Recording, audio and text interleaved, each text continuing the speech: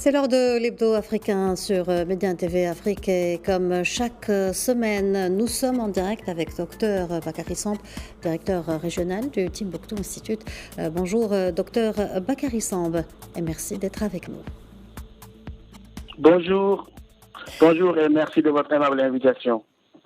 Docteur Bakary Samb, suite à la crise au Niger, vous évoquiez la complexité du rôle européen au Sahel, où son champion, la France, traverse certaines difficultés. Chose rare ou presque inédite, le chancelier et le président allemand se trouvent au même moment en tournée africaine. Selon vous, qu'est-ce que cela peut-il réellement signifier dans la stratégie africaine de Berlin ? Oui, au plan symbolique, je crois que ce serait sans doute un excellent cas d'étude de relations internationales dans nos universités. Une visite croisée des deux moteurs de l'Union européenne, la France et l'Allemagne.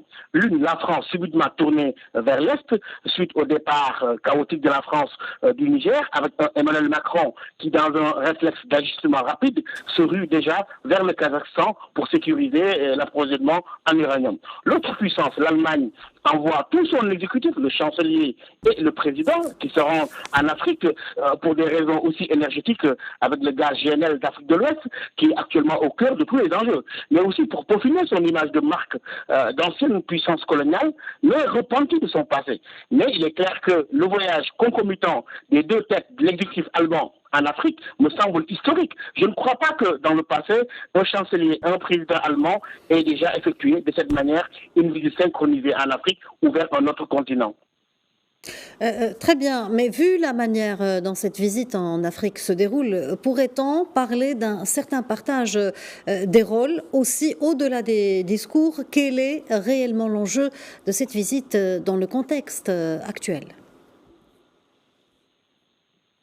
Oui, je pense qu'on pourrait parler cette semaine d'une véritable offensive allemande en marche avec le partage des rôles. Le chancelier Olaf Scholz, comme on l'a vu, fait lui un focus sur la scène politique avec la sécurité énergétique par le bilatéral avec le Nigeria pour s'adapter suite à la crise des approvisionnements gaziers russes qui fait de la guerre russo-ukrainienne un véritable problème. Tandis que pour la sécurité en Afrique de l'Ouest, il suit l'approche multilatérale par le biais d'un soutien financier à la CEDEAO d'un montant de 80 millions de dollars avec un volet pays sécurité assez important, s'appuyant cette fois-ci sur une institution fêtière incontournable malgré ses difficultés actuelles, c'est-à-dire la CEDEAO. Pendant ce temps, le président allemand Frank-Walter Steinmeier, qui a un rôle exécutif plutôt honorifique, joue la carte symbolique et mémorielle de la repentance pour le passé colonial, répondant ainsi, et je le crois bien, à une forte demande de la rue et de la jeunesse africaine dans un contexte tellement marqué par le souverainisme et la reconquête de la dignité africaine.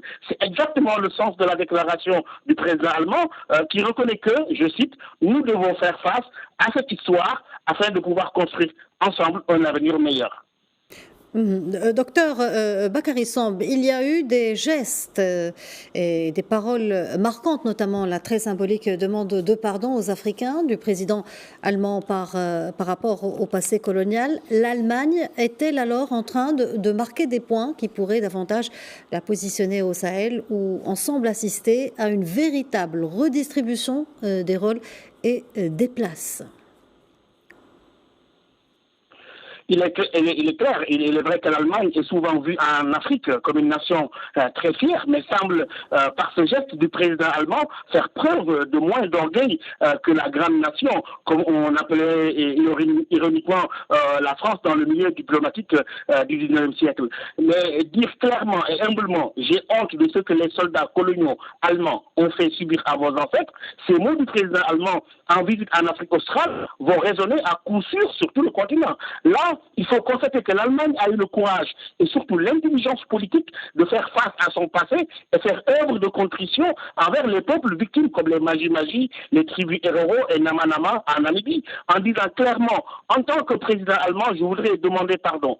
On sait que le premier génocide perpétré par l'Allemand s'est passé en Namibie et je crois que cette visite synchronisée n'est pas anodine car avec sa nouvelle stratégie de sécurité nationale et suite au rejet de la France par les opinions publiques africaines et certains États, l'Allemagne se positionne en faisant le contraire de la politique et de l'attitude qui est reprochée à Paris, notamment de manière simple et humble, en demandant pardon, même si cela pourrait peut-être être vu ou relevé de la réelle politique, les symboles ont quand même leur poids dans les relations internationales.